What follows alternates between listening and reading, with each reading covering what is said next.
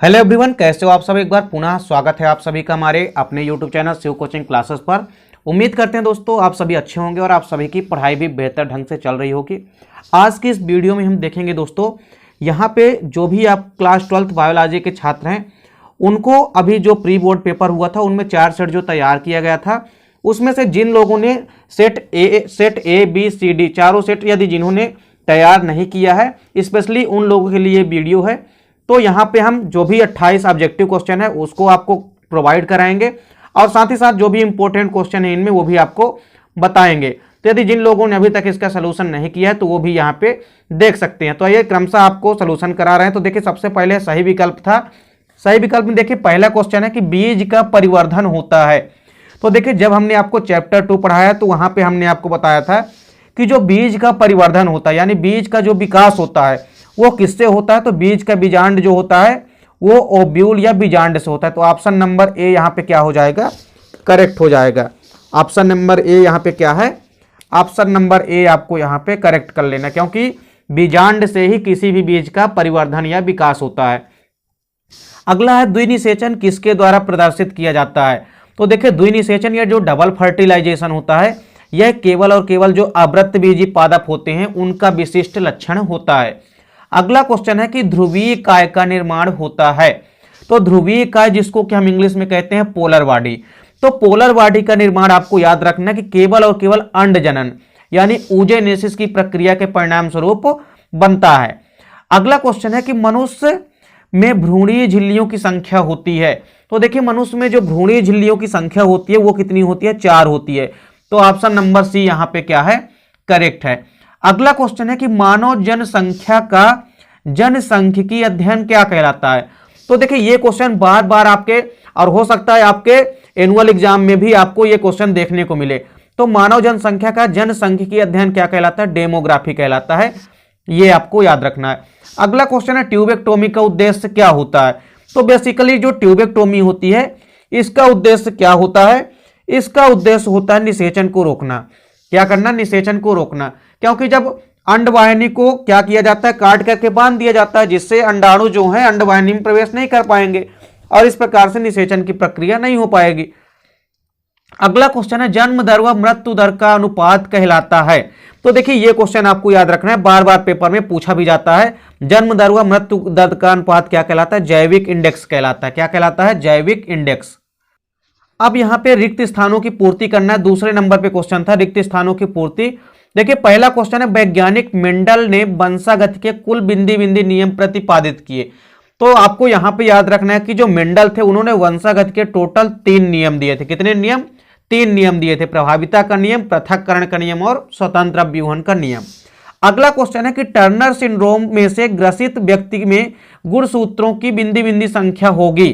तो देखिए, Turner syndrome में क्या होता है, जो 23वां जोड़ा होता है उसमें चूंकि यदि व्यक्ति की बात करें तो एक्स वाई की जगह में वहां पे क्या हो जाता है, एक एक्स क्रोमोसोम की क्या हो जाती है, कमी आ जाती है। तो यानी आपको बताना है कि टोटल 46 की जगह में कितने गुणसूत्र बचते हैं, 45 गुणसूत्र बचते हैं। अगला क्वेश्चन है डीएनए के एक चक्र में बिंदी बिंदी न्यूक्लियोटाइड्स पाए जाते हैं। तो आपको बताना है कि डीएनए के एक चक्र में 10 न्यूक्लियोटाइड्स पाए जाते हैं। कितने, 10 न्यूक्लियोटाइड्स पाए जाते हैं।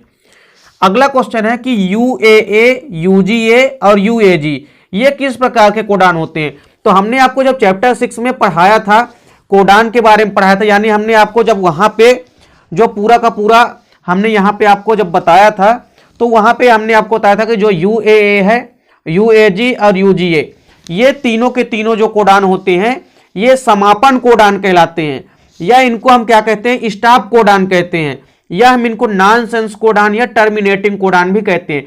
तो आप यहाँ पे कुछ भी लिख देंगे वो सही माना जाएगा। तो बेसिकली हम क्या कहते हैं, स्टॉप कोडान कहते हैं। जो यूएए है, यूएजी और यूजीए ये स्टॉप कोडान कहलाते हैं। ये आपको याद रखना है। अगला क्वेश्चन है इस पृथ्वी पर प्रत्येक 10 जंतुओं में से कीटों की संख्या कितनी है। तो प्रत्येक 10 जंतुओं में से कीटों की संख्या कितनी है, 7 है। ये आपको याद रखना है, 7 है। अगला क्वेश्चन है जब एक पारिस्थितिक समुदाय एक निश्चित समय अंतराल के पश्चात दूसरे समुदाय में बदल जाता है तो इस क्रिया को हम क्या कहते हैं, इस क्रिया को आप लिख लीजिए, हम पारिस्थितिक अनुक्रम कहते हैं। क्या कहते हैं, पारिस्थितिक अनुक्रम।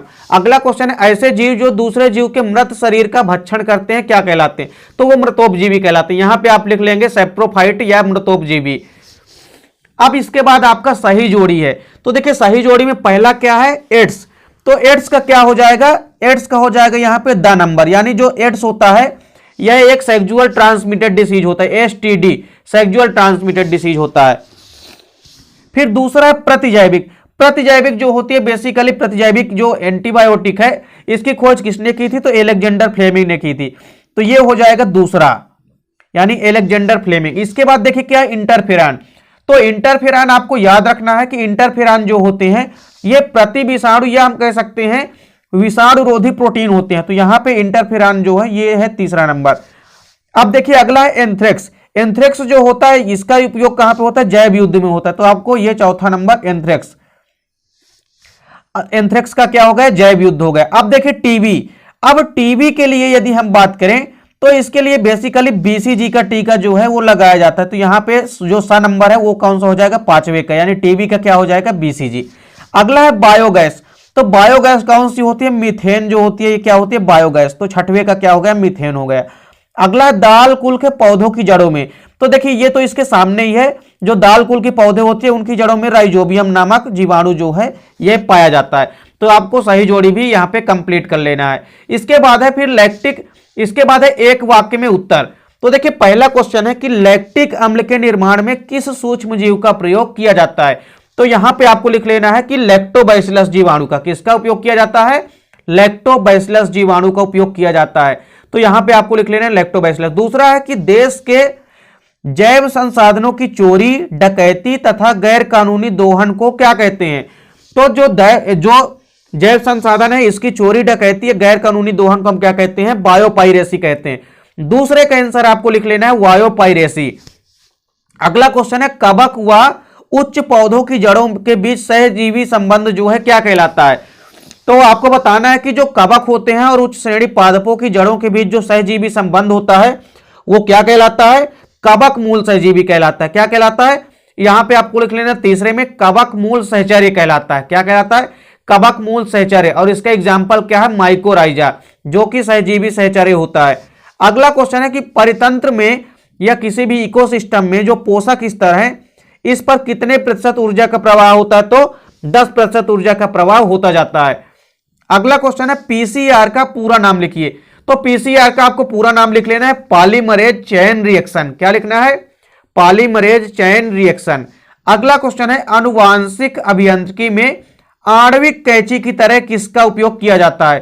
तो आनुवांशिक अभियांत्रिकी में जो आणविक कैंची की तरह किसका उपयोग किया जाता है? तो रिस्ट्रिक्शन एंडोन्यूक्लियेज एंजाइम का। किसका किया जाता है? रिस्ट्रिक्शन एंडोन्यूक्लियेज का उपयोग किया जाता है। अगला क्वेश्चन है किसी भी कोशिका अथवा जीव की आनुवांशिक रूप से समान प्रतिकृति क्या कहलाती है?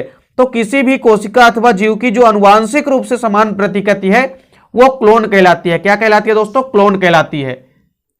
और अब यहां पे आप क्वेश्चन भी देख सकते हैं, जैसे बहुभ्रूणता को परिभाषित कीजिए। 2 नंबर के क्वेश्चन में आया है स्वपरागण व परपरागण में कोई दो अंतर। इन क्वेश्चनों को आप अच्छे से तैयार करेंगे, जो छोटे छोटे जो क्वेश्चन यहाँ पे आपको दिए गए हैं।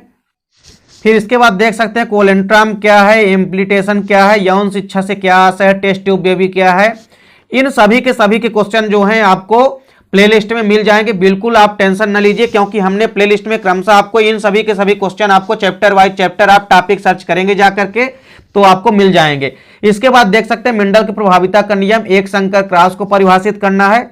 और क्रमशः आप यहाँ पे क्वेश्चन पूरे देख सकते हैं। और इन क्वेश्चनों को जितने भी क्वेश्चन यहाँ पे आपको दिए गए हैं इन क्वेश्चनों को आप डेफिनेट रूप से अच्छे से तैयार कर लीजिए, क्योंकि यहाँ पे हम क्रमशः आपको इसके बाद सेट बी सी डी तीनों सेट आपको क्रमशः प्रोवाइड कराएंगे। तो आप यहाँ पे सेट ए के जितने भी इंपॉर्टेंट क्वेश्चन है उसको आप बिल्कुल देख लीजिए। आप स्क्रीनशॉट भी ले सकते हैं इन क्वेश्चनों का, जिनके पास यदि नहीं है। और बेसिकली जो प्राइवेट स्कूल के बच्चे हैं उनके लिए ये क्वेश्चन काफी इंपॉर्टेंट है। और गवर्नमेंट स्कूलों के बच्चे जो हैं वो इनका हल कर भी चुके होंगे, और जो नहीं किए हैं अभी तक इनका हल वो भी इनका हल कर सकते हैं। ये क्रमशः आप क्वेश्चन देख सकते हैं। डीएनए आरएनए में अंतर भी पूछा गया है। डीएनए अंगुली छापन यानी कि डीएनए फिंगरप्रिंटिंग क्या है, इसकी उपयोगिता, औषधि व्यसन क्या है, कैंसर, ये सभी के सभी क्वेश्चन जो हैं इंपॉर्टेंट है पेपर के पॉइंट ऑफ व्यू से। इन क्वेश्चनों को आप देख सकते हैं और इन क्वेश्चनों को भी आप अच्छे से तैयार कर लीजिए ताकि आपसे एनुअल एग्जाम में कोई भी क्वेश्चन आए आपसे बन जाए। तो उम्मीद करता हूं दोस्तों वीडियो पसंद आई होगी। और दोस्तों क्रमशः हम आपको इसके सेट बी, सी और डी भी कराएंगे, वहां पे भी आपको जितने क्वेश्चन कराए जाएंगे आप इन क्वेश्चनों को तैयार कर लीजिए। और यदि आप 4 से 5 सेट लगा लेते हैं तो डेफिनेट रूप से आप एक अच्छा स्कोर कर सकते हैं एनुअल एग्जाम में। उम्मीद करता हूं दोस्तों वीडियो पसंद आई होगी। दोस्तों वीडियो अच्छी लगे तो लाइक और कमेंट कीजिएगा, साथ ही साथ दोस्तों को भी शेयर कीजिएगा। मिलते हैं दोस्तों नेक्स्ट वीडियो में, तब तक के लिए जय हिंद, वंदे मातरम।